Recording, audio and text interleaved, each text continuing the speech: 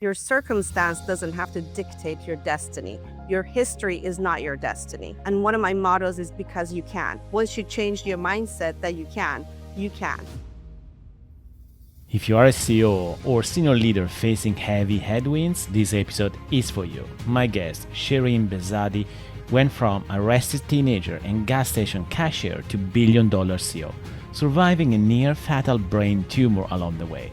She will show you how to turn adversity into your superpower, make braver strategic decisions, and grow your company far beyond what the market says is possible. Ready? Let's go. Absolutely believe adversity is your superpower.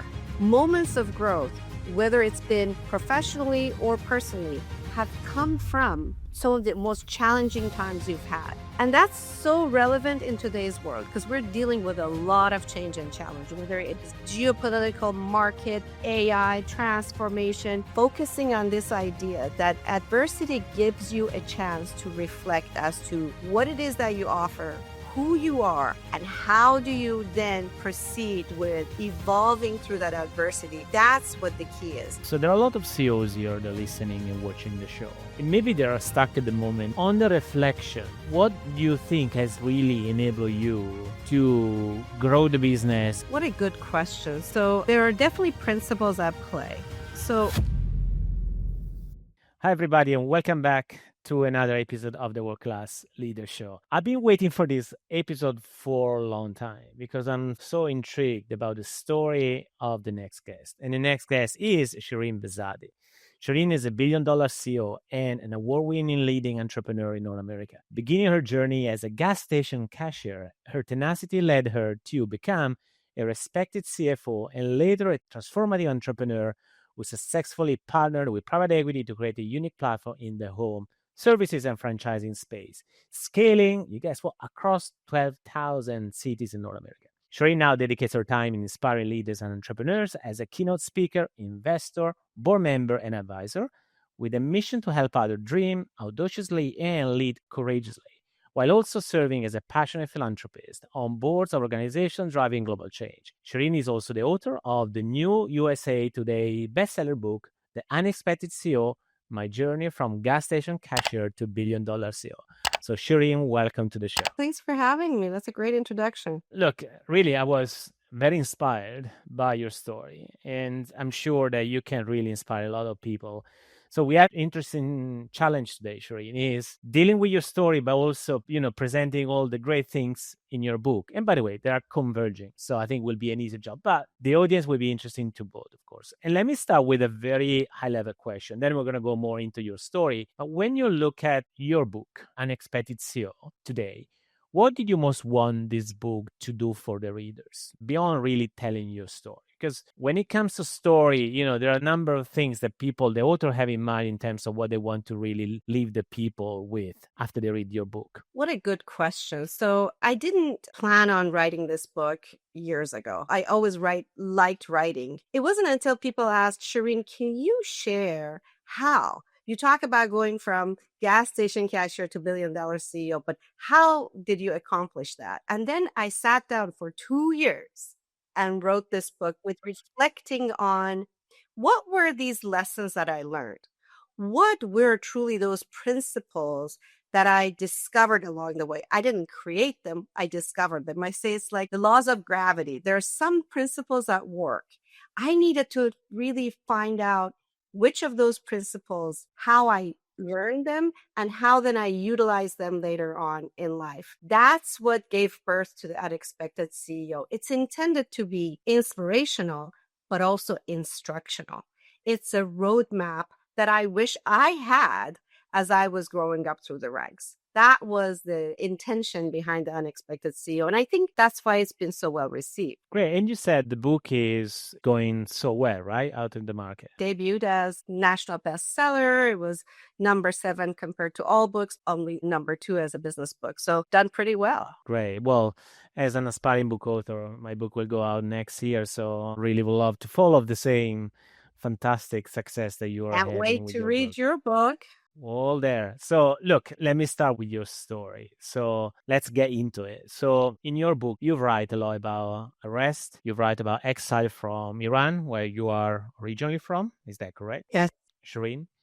And then starting over in the US, where you are right now in Southern California. So working behind bulletproof glass at the gas station, as we said. So which moments from that period really most shape the lessons that you share in the book? And I'm sure there are many. What are the 2 or 3 key lessons in that specific moment of your life? I grew up in a loving home and then chaos happened. And as you mentioned, there were arrests and we dealt with all of the upheaval. And I was arrested a couple of times. There was a war going on.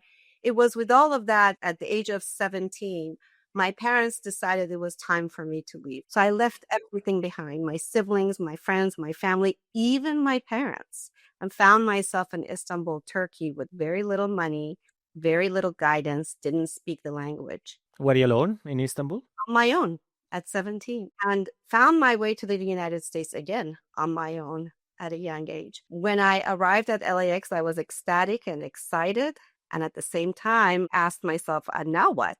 The same issues. I still didn't have my parents. I still didn't have a lot of money and a lot of guidance. I had never lived on my own until I found myself in Turkey. So I took on the first job, and that was to work as a cashier at a gas station. And to your point, it was behind a bulletproof glass. It was not a nice area. So I had to work full time to survive. When you ask the questions, what are the lessons learned along the way? To your point, there are many. But if I were to extract from that a few that stand out the most, they are: perspective matters. When I sat at that behind a bulletproof glass at the cashier's desk, I had moments of disappointment, being demoralized, didn't know what to do, until at one point arrived at this: maybe I am not as unfortunate as it may seem at the time. That maybe I am fortunate was the thinking that I had, that maybe now I can build. So really turning the problem on its head and saying, I'm not here because somehow as I've been displaced. I'm here because now I have a chance. Opening up the perspective. That is when I arrived on the idea that someday I was going to run a big company. And believe it or not, I printed business cards because I was so convinced I knew someday I was going to run a big company. So one, it was the change in perspective. And secondly, a very, very powerful point of view was not just hope and dream. It was a knowing. I was going to run a big company. It just so happened I had to take the steps to get there. That business card was a physical reminder of it. It showed how mobilized I was to achieving that goal. So those are the two big chunky lessons from that period, which is, of course, there's many others, including adversity and resilience and all of that. But those two were very fundamental. And I guess we can stay literally an hour only talking about these two parts, because to me, the first part, what you said in terms of looking at the world through a different lens, to me is the biggest power that we have, which unfortunately not everybody is able to really tackle it, because we always stuck with our own perception about everything that happened to us. So it sounds like you started to look something different in front of you. That's one takeaway from me. But also the other takeaway connected to it, and you please tell me if I'm wrong, I think it's starting or maybe shifting from the idea of, being victim of the circumstances to, no, I'm going to create my new circumstances for myself, which I think that led to, right, to the creation of your new future. I'm very passionate about the idea that your circumstance doesn't have to dictate your destiny. Your history is not your destiny. That we have more agency. And one of my mottos is because you can. I believe that you can. Once you change your mindset that you can. My work with leaders is all about that. The idea that you can because you say so is the power of your self-conviction, which is not self-affirmation. It's a conviction on your ability to stand for something for yourself. It has so much more power. The knowing, you almost expect it, like it's going to happen. It has so much more strength to it. It does, 100%. That's also my experience. And connected to that is the point of adversity. I'll tell you something. We had on the show, Adam Bryan is ex-New York Times, interviewed more than 1,000 CEOs. So Adam, and we had Adam on the show, and one of the things when I shared, among all the 1,000 interviews that you have with CEOs, what are the things that you still remember as as common patterns for them to get to the level of success they got? And one of them, which is not a surprise, is not different than what you think your experience is. The idea of going through a moment of adversity. And most of CEOs they interviewed, actually, we had also three CEOs, literally three CEOs. I started from nothing, literally from nothing. And now they're leading billion companies. So this idea of dealing with adversity and start to creating a condition for creating something different for yourself, it's so common in many successful CEOs, which I think is leading to your point about how the how adversity played as a role in the moment when you started to create your future. It was top of mind for you, the idea of I don't want to deal with adversity, I don't want to stuck with my own adversity, what happened to me. Absolutely believe adversity is your superpower. If you look at adversity as a teacher, as an opportunity for growth, without a doubt, on the other side of it, you're better for it, whether it's you as a person or as an organization. And it's been proven, if you think about it, like you just said, people have interviewed a lot of CEOs, but in your own life, if you really reflect, moments of growth, whether it's been professionally or personally, have come from some of the most challenging times you've had. And that's so relevant in today's world, right? Because we're dealing with a lot of change and challenge, whether it's geopolitical, market, AI, transformation, employee engagement. We have a lot going on right now, and they all present themselves as adversity. It's overwhelming. I think focusing on this idea that adversity gives you a chance to reflect as to what it is that you offer, who you are, and how do you then proceed with evolving through that adversity. That's where what the key is. In my life, we grew the company that we grew together. Some of the seemingly worst moments, including the Great Recession, were the catalyst for our growth because we took advantage of the adversity to grow through and from. And somebody in my team used to say, you cannot really generate a breakthrough if you don't have a proper breakdown sometimes. So it's that moment of low when you can start creating something different for yourself and organization. I think that's a great lesson already there. But talking about adversity, because I want to stay connected with your story before getting to the successes, you also talked in the book about your health crisis, the fact that you are near fatal brain tumor in recovery, how that experience, crystallized the resilience, and the reinvention principle that you talked about in the book. I believe that that period of my life was so important that we in my family always talk about life before and life after.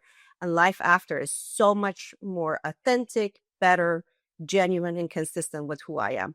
It was a gift I never asked for, but it was a gift nevertheless.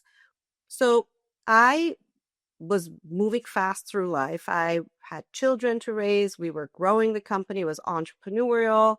We had just dealt with the Great Recession. There was a lot on my plate. And I just thought, well, I get headaches. Maybe I'm just a headachy person, or I have so much on my plate.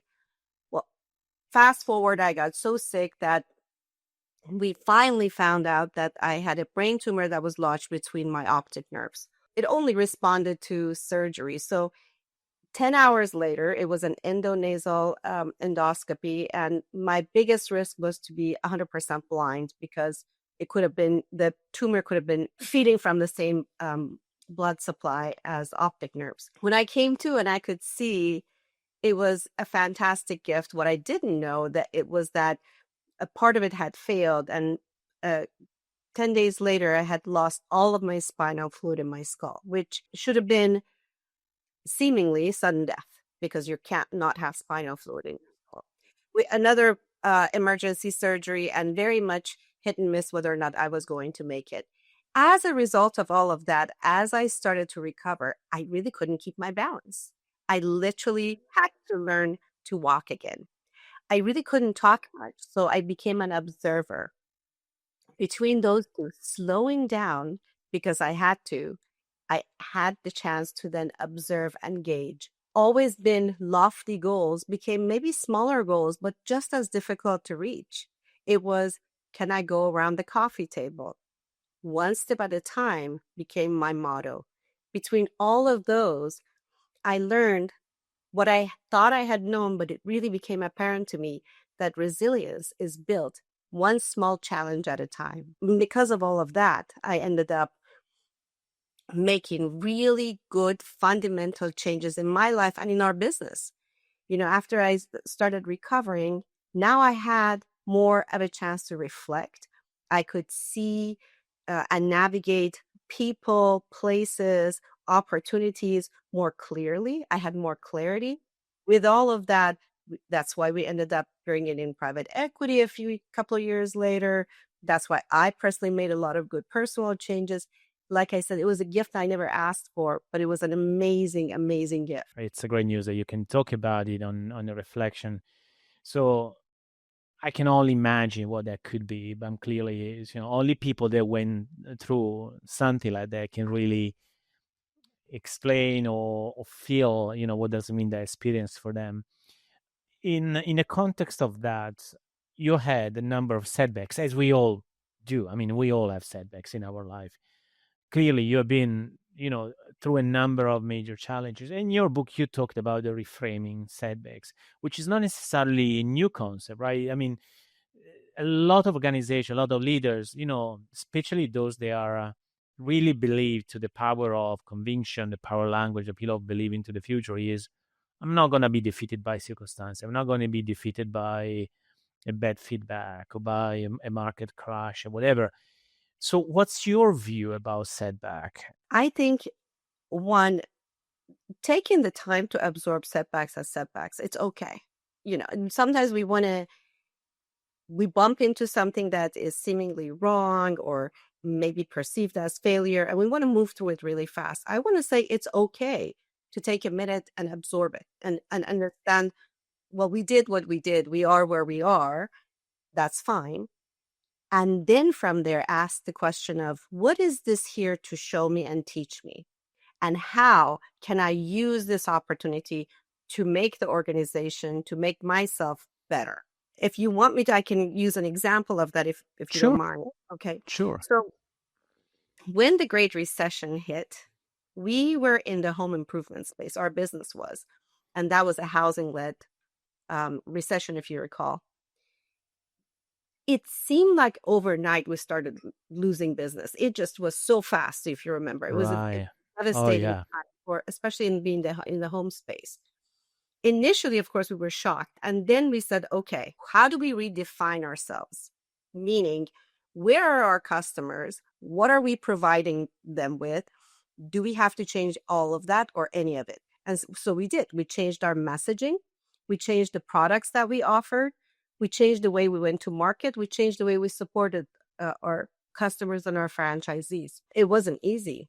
But as a result, as we started recovering as a country, we became so much more powerful because we had been sort of the last people standing in that industry. And so that's where our growth trajectory came from. And talking about that, now that we're moving more into your, the reinvention, from the reinvention given the recession to what became, your amazing success as a leader now, not less about your early days is, I'm curious to understand better, the journey from being a CFO, that was your, respected role that you have, to then $1 billion CEO, which I think you're, in the frame how we started, you said it's not just about inspiring leaders reading the book, but it's also a practical application in terms of how can you really become a successful leader. Tell me more about your journey about that, which is not a simple step. Right. So I think a lot of what I talk about in this book and a lot of what my life is about is transformation. And I've done that multiple times in my life. So when I first started my career, eventually out of the gas station, I was an accountant. I worked at EY, was very excited to have a job there. I was doing really well until I looked at what the career trajectory looked like for someone like me. And I just didn't want to become better at that. I wanted to be at some point running a big company, be in operations. So I made a very difficult decision, and that was to leave, which for someone coming from my background and with my financial insecurity, that was a huge step. But I made it. And I ended up working at a mortgage bank there. I was working not in accounting and really focused on operations until CFO was about to leave and the position seemed to be opening up, and I opted in for CFO. So at a young age, I became CFO and I was really involved with operations as well as I learned a lot. When we sold that bank to a larger bank, I could have then looked for another great CFO position. And that's when I chose to go out on my own. So if you think about it, therefore, a lot of these decisions were made all with the North Star of someday running a big company in mind. So it was, like I said earlier, it was as if I was headed there. I was just taking the right steps. In that journey of being on my own, as if call it today, we call it fractional CFO, I came across a company that was small and I decided this was where I could be helpful and try my entrepreneurial muscles. And that's where I stayed for 20 years. We were very entrepreneurial. That meant that exact, meaning people did whatever worked, right? That's what entrepreneurs do. So I was involved with a lot of facets of the business, really joined at the hip with everybody else, trying to really grow a company. We ended up growing it pretty well until about 2013 that we had grown quite a bit, and it was really time for us, it seemed like, to do something different. And by something different, I mean, it happens in entrepreneurial companies. You grow a company, you have your mindset on someday selling. And it looked like the right timing because the company had grown of size to the numbers people had in mind. And some people just didn't have the desire to do that much anymore. So we set out to find private equity partners. And that was a very interesting process for me, even though I had been in the world of finance, but being at this side of it and looking for the right partners was great learning experience. So we took a couple of years to really land on the right partner. When we secured that relationship, the idea was we were going to sell and all move on with our lives, right? This is the American dream. But of course, it was obvious. And they came back to us and said, Shirin, if you stay on board and deliver the results that you guys set forth in your sim, we'll do this transaction. So with that, I agreed to stay on board and run the company. And here's the interesting part. Just as soon as we closed the deal, because everybody else was bought out, I was CEO, CIO, CMO, COO, and CFO in one person because everybody else was bought out. And this was Wow. a sizable company at the time. That's where I do share in my book a lot of what we did, which was even though the company had been around for years, we really took the time to do what I called a listening tour, to go around the organization and we redefined who we were, each of our brands, the way we go to market, and really focusing on what our vision was, where we wanted to go. It is because of all of that good work that what we had grown significantly to that point, we better than doubled in a short 4 years. By the time we were ready to sell, which was the right timing for us, in 2019, to your point, we were operating out of 12,000 cities. And yeah, we were $1 billion company. So, what could be some of the good lessons, Shireen, for the audience? So, there are a lot of CEOs here that are listening and watching the show, and maybe they are stuck at the moment in the same old. When they're trying to grow in their company, but then they're dealing with the reality of maybe doing or having kind of an incremental improvement, like the 2%, the 5%, that maybe is even consistent, which is okay, but that's not transformative. I mean, that's one of the words that you have used. So now, clearly, sometimes we need to have a little bit of luck, to be the right time, the right moment, etc. I want to believe that has been a function of you, the success of the organization. On the reflection, what you think has really enabled you to grow the business and to get to the level where until 2019? Clearly there are some tactics and listening to, but I'm sure there are behind this some important mindset elements or leadership action that you have taken they and really made a huge difference. Maybe it's an 80-20 thing, right? Definitely principles at play. So the industry we were operating in, which was home improvement, grew by 6 to 9% a year. And we had been around long enough. We were a good sized company, and yet we grew by 70% in 4 years. My point is we way outpaced market, even if, for a mature business, right? As a percentage of your small business, percentages aren't as meaningful as with large businesses. And I've been asked this question, how did you guys do it? I've had the great fortune of, since I've stepped down as CEO, being on boards, and I've advised other CEOs, and I've seen these principles work for others as well. So that's why I'm saying it, because it's been used and it's shown that it works. First and foremost, we did the one thing that I talked about a little bit earlier, which was to take the time, which is anti-intuitive, right? You want to move fast, but you want to take the time and really, really define, who are you and what are you offering? Why would people care to buy your product or service? Why would your customers and clients buy your product or service? And we didn't only answer that question ourselves, because oftentimes we get into this mode of answering the questions that CEO answers the questions, the board answers the questions, or at the most the marketing, folks get together and answer the question. But really, we became curious and students of, what do our employees think? What do our customers think? What do our suppliers think? And asked similar questions with the mindset of, let's be open to hearing it. Because people in the front lines oftentimes have points of view that you don't know in your seat as CEO. It was an eye-opening experience. What it also helped with was to find inconsistencies across the organization. Where are people not aligned with who we are and what we do? And we also found commonalities. So based on those commonalities, then we had room for growth and the gaps that we could close. As importantly, we also asked everybody, where are we headed? Where should we be headed? Who do we want to become? From that exercise, we created our North Star, the vision that was authentic to us as an organization. But the key to it is, as we landed on that, because we had engaged teams, they were coming along with us because they Yeah, felt like they were a part of it.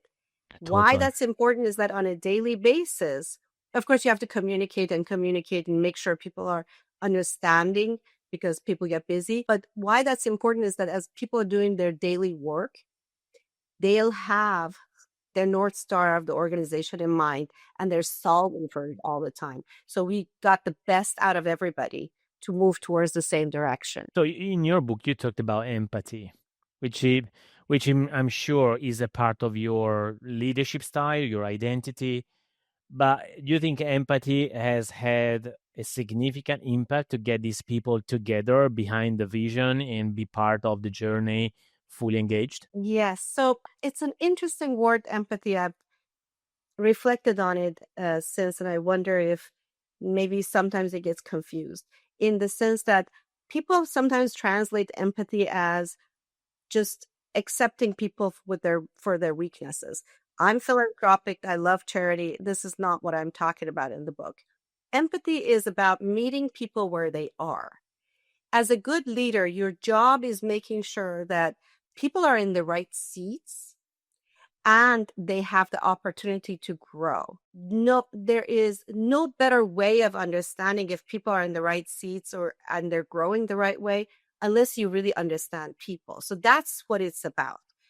I wrote an article about this not too long ago, and I truly believe that as CEO or leaders altogether, our job is to be like an orchestra conductor. You want to make sure that every seat is occupied by someone that can play their part They have the instructions, the sheet, and you get to harmonize it.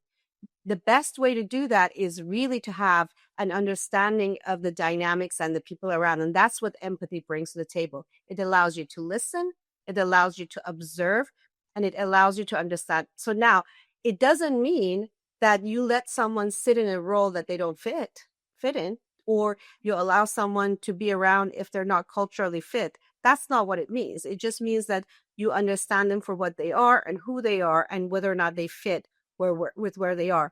One other element that's significant in, if you think about it with empathy, is when you're negotiating. So if you're negotiating with a supplier, you're negotiating with, a party that's coming in to provide services for your organization. What better way than to really understand where they're coming from? Who's a better negotiator? Someone who understands the other person on the other end of the table. What looks like a win to them? What are they looking for? If you have empathy, you have the ability to connect the dots, and that makes you a better negotiator. So empathy is actually pretty strong. It just sometimes not translated as such. Very good distinction. I think I'm glad that you brought it up. Now, talking about that, what do you think are your how would you define your own leadership and how that changed since the beginning to who you are today? I think my leadership style is one that is open. I am very curious about what other people's points of views and feedback are, because like I said, oftentimes we don't land on necessarily the right answers on our own. It's the power of diverse points of view that would benefit the organization as a whole. Yes, I'm an empathetic leader in the sense that I'm keen onto making sure that people have the ability to grow. So that definitely is a significant part of my leadership style. And very, very much into making sure that we do. My motto while I was CEO was doing well by doing good. And by doing good, I don't only mean doing good in the way of philanthropy or charity. I mean doing good work, doing good by others, doing good by our communities, and as a result, reaping the benefits. So focusing on the bottom line, of course, I knew my bottom line better than most anybody else. I was very focused on the numbers, no questions there. But I believe that if we focused on bringing good products, good services, good work to the world, we will reap the benefits of the bottom line that showed up, but it did. That's great. And I think the reason why I'm asking, because it's not just about for people to listen to you and learn from you and understanding who you are, because I'm sure that is, again, your results are a function of your leadership. That's why I think it's important, because your style matters in what you have achieved. I have last question about the book, Shirin, is you said this book is a blueprint for making big decisions. So, and you gave some example in organization in terms of how making big decision based on your listening, involving people. But why and how your book is a framework for that? I mean, so many people, by the way, interviewing CEOs, the things that always come up in a conversation is how CEOs making decisions.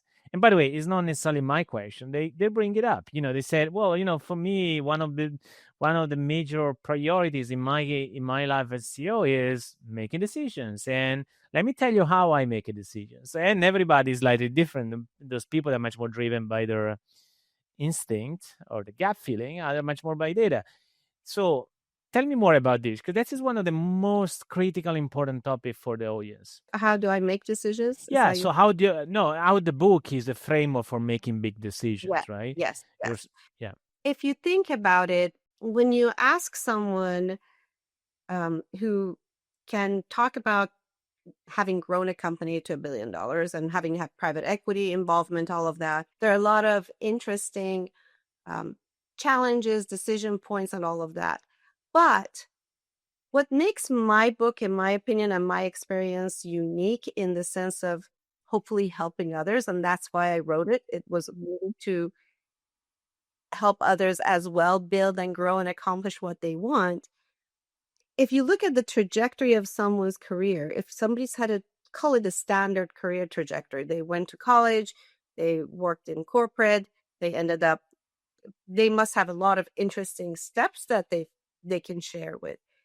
But what someone starts from below zero as a young girl working behind bulletproof glass at a gas station, and I wasn't even born and raised in the United States, to go from there to end up with the same, bringing in hundreds of millions of dollars of private equity, growing a company platform of multiple brands, operating out of 12,000 cities. That's a very big gap. That's a huge trajectory. So it is imperative to find out how, because it's a much more uncommon journey, and sharing it is what I believe makes all of the difficulty that I went through worth it. I feel like we go through life building what we build, and then we sit back and say, and now what? And my now what was, let's try to help others. These lessons in the book are there for a very specific reason, because they're common human experiences that people can relate to. Even though it may sound like my name is Shirin Behzadi, and maybe people say, well, I didn't start at a gas station. What they'll find in this book is that we all have much more in common. And those common threads is what I've shared in there. That's what it makes it feel more like a roadmap. In fact, that's the feedback I've received from people. It's like a business book that feels very human, because we are human beings. And that's why I think it's very powerful to really go through what those principles were that I discovered along the way, so that you can as well use it. Yeah, so such a great end of this conversation. I'm glad that you said, we're humans, we're all living human experiences. And I think regardless the size of the challenges of the experience that we have all faced, but clearly there is a common theme in our own life, meaning going through ups and downs of our story. We all relate to it. And again, the size could be different, the experience could be different, but where we're left with the experience possibly is very similar. So, Shirin, I have a last question for you. If you want to give the final message to CEOs that are listening and watching this episode, you already shared 2 or 3 critical next step to take, or strategic or mindset, but also strategic decisions to make in terms of what to do with your company. But again, for those people at the moment, they don't have yet a clue how to deal with the current challenges. Besides what you already shared, there is any other 1 or maybe 2 idea lesson that you will be happy to share quickly, so that the audience can say, okay, well, I'm going to consider this because I did not consider before, based on all your experience that you had in the last years? Obviously, I'm passionate about saying adversity is your superpower. Don't look at it as a negative. You can get through it. But one thing that I encourage folks to do is to take an inventory of their strengths, because the world tells you what you're not good at. That we hear all day long. Take the time to really think about strengths personally and professionally, and even the company, because based on those strengths, you can continue to build. I agreed. And I think the additional, building on what you said, additional context here is, as a human beings, we tend too much focus on what is missing for us and not what is already working, and double down on what is working. And again, that is us as a humans, really, right? So it's just the tendency to see always something like the glass half empty versus to focus on what is working. And I think it's great that we keep reminding people to look at this, because otherwise the great things are going to go under the carpet and forgotten, unfortunately. So including your strengths. I agree with you. It's been an amazing conversation, and I'm sure audience will be entertained, inspired, and motivated, engaged to take action from your book. So where people should go to learn more about you and your book, Shirin? Yes, the book is called The Unexpected CEO, and it's sold everywhere. Just Google's it. It'll also land you on my website, or you can go to my website, which is ShirinBehzadi.com. Good luck spelling all of that. Hopefully it's in your show notes. And of course, on all kinds of social media, LinkedIn and Instagram, and you name it, it's Shirin Behzadi everywhere. Great, fantastic. So Shirin, thank you so much for being on the show. I really appreciated the time, and most importantly, the inspiring insights that you share with the audience. So thank you for that. Thank you for having me, and thanks for all you're doing.